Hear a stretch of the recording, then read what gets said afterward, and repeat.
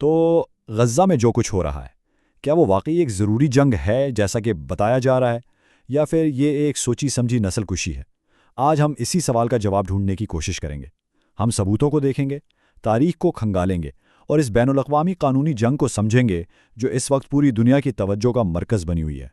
اچھا، تو اس پوری صورتحال کو ٹھیک سے سمجھنے کے لیے ہم اسے کچھ حصوں میں دیکھتے ہیں۔ سب سے پہلے تو بات ہوگی غزہ کے زمینی حقائق کی، وہاں جو انسانی بحران چل رہا ہے۔ اس کے بعد ہم نسل کشی کے قانونی الزام کو دیکھیں گے کہ یہ ہے کیا اور اس میں کتنا وزن ہے۔ پھر ہم اس نظریے کی بات کریں گے جس کے بارے میں کہا جاتا ہے کہ وہ اس سارے تشدد کی جڑ ہے، اور آخر میں یہ دیکھیں گے کہ اس سب کا پوری دنیا پر کیا اثر پڑ رہا ہے۔ تو سب سے پہلے بات کرتے ہیں زمینی حقائق کی۔ 7 اکتوبر 2023 کے بعد سے غزہ میں جو انسانی عالمیہ جنم لے رہا ہے، آئیے پہلے اس کی سنگینی کو سمجھتے ہیں۔ 44,000 سے زیادہ یہ صرف ایک نمبر نہیں ہے، یہ وہ انسانی قیمت ہے جو اس تنازع میں ادا کی گئی ہے، اور یہی وہ تعداد ہے جس نے پوری دنیا کو جھنجھوڑ کر رکھ دیا ہے۔ اور یہ تباہی صرف بمباری اور ہلاکتوں تک محدود نہیں ہے۔ ذرا سوچیں، غزہ کی 90% آبادی، یعنی تقریباً ہر شخص شدید بھوک اور غذائی قلت کا شکار ہے۔ اس کا مطلب یہ ہے کہ زندہ رہنے کے لیے جو بنیادی چیزیں چاہیے وہ بھی ختم ہو چکی ہیں۔ تو پھر سوال یہی اٹھتا ہے جو آج پوری دنیا پوچھ رہی ہے، کیا یہ ایک جنگ ہے یا پھر ایک باقاعدہ دستاویزی نسل کشی؟ چلیں اب اس کے قانونی اور سیاسی پہلوؤں کو ذرا گہرائی میں دیکھتے ہیں۔ یہ جو تباہی ہم دیکھ رہے ہیں، یہ صرف خبروں تک محدود نہیں رہی، اب یہ معاملہ دنیا کی سب سے بڑی عدالت تک پہنچ گیا ہے۔ تو آئیے نسل کشی کے اس الزام کو اور اس پر جو کارروائی ہو رہی ہے اسے ٹھیک سے سمجھتے ہیں۔ اچھا، جب ہم بار بار نسل کشی کا لفظ سنتے ہیں تو اس کا اصل مطلب کیا ہے؟ کیونکہ اسرائیل کے خلاف جو کیس ہے اسے سمجھنے کے لیے پہلے اس جرم کی قانونی تعریف کو سمجھنا بہت ضروری ہے۔ اور پھر جنوبی افریقہ نے ایک تاریخی قدم اٹھایا۔ انہوں نے اسرائیل کو سیدھا عالمی عدالت انصاف میں کھڑا کر دیا اور الزام لگایا کہ ریاست اسرائیل فلسطینی عوام کی نسل کشی کر رہی ہے۔ اب یہاں ایک بہت اہم بات سمجھنے والی ہے۔ عدالت نے فوراً یہ نہیں کہا کہ اسرائیل مجرم ہے، لیکن انہوں نے یہ کہا کہ نسل کشی کا الزام پلازیبل ہے، یعنی اس الزام میں اتنی جان ہے، اتنے ثبوت ہیں کہ اس پر باقاعدہ کیس چلایا جا سکتا ہے، اور قانونی دنیا میں یہ ایک بہت بڑی بات تھی۔ تو سوال یہ ہے کہ نوبت یہاں تک پہنچتی کیسے ہے؟ جو ذرائع ہم دیکھ رہے ہیں وہ بتاتے ہیں کہ یہ سب راتوں رات نہیں ہوتا۔ اس طرح کے تشدد سے پہلے ایک نظریاتی زمین تیار کی جاتی ہے، ایک ایسا نظریہ جو کسی ایک گروہ کو انسان سے کمتر دکھاتا ہے تاکہ ان پر تشدد کرنا آسان ہو جائے۔ اور یہ ایک بہت ہی تشویشناک بات ہے۔ ذرائع واضح طور پر ایسے اسرائیلی بیانوں کی طرف اشارہ کرتے ہیں جہاں فلسطینیوں کو کمتر مخلوق کے طور پر پیش کیا جاتا ہے، اور دلیل یہ دی جاتی ہے کہ جب آپ کسی کو انسان ہی نہ سمجھیں تو پھر اس کے خلاف جنگی جرائم کو قبول کروانا آسان ہو جاتا ہے۔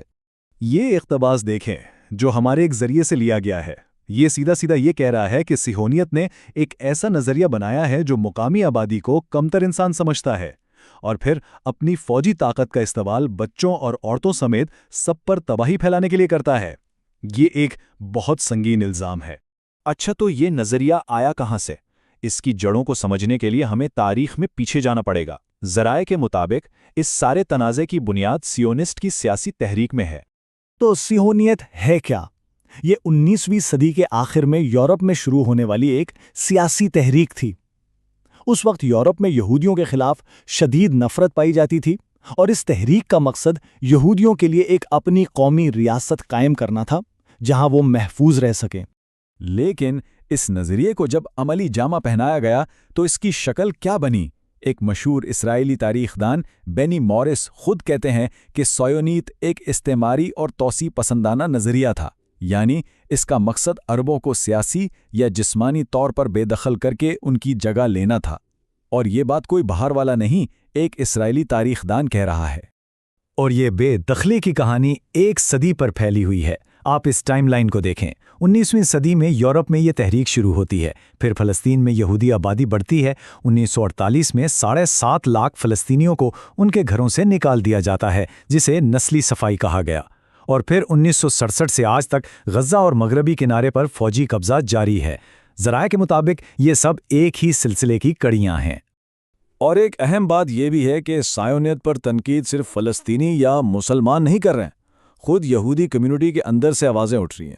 جیسے جوش وائس فار پیس کہتی ہے کہ صہیونیت یہودیوں کو یہود دشمنی سے بچانے کا ایک جھوٹا اور ناکام جواب تھا۔ یہ بہت گہری بات ہے जो इस नज़रिए की बुनियादों को चैलेंज करती है।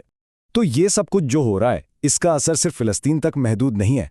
अब हम अपने आखिरी हिस्से में देखते हैं कि कैसे गज़ा का ये बहरान सिर्फ एक इलाकाई मसला नहीं, बल्कि ये पूरी दुनिया के कानूनी निज़ाम के लिए एक बहुत बड़ा खतरा बन चुका है। तो आलमी अदालत ने क्या किया?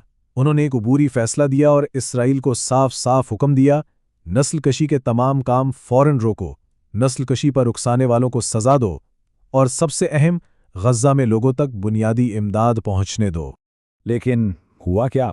असल मसला यही है कि रिपोर्ट्स ये बता रही हैं कि इन अहकामात पर अमल नहीं किया गया। इजराइल ने इन कानूनी तौर पर पाबंद फैसलों को नज़रअंदाज कर दिया है, और जब दुनिया की सबसे बड़ी अदालत के हुक्म को इस तरह नज़रअंदाज किया जाए तो ये पूरे बैनुल अक़वामी कानून के सिस्टम पर एक सवालिया निशान है। इसका मतलब ये है कि सियोनियत का खतरा सिर्फ फ़लस्तीन तक महदूद नहीं है। जैसा कि ये ज़रिया कह रहा है, ये बैनुल अक़वामी कानून की बुनियादों को ख़त्म करके पूरी दुनिया की हिफाजत और सलामती के लिए एक मुनज़्ज़म खतरा है।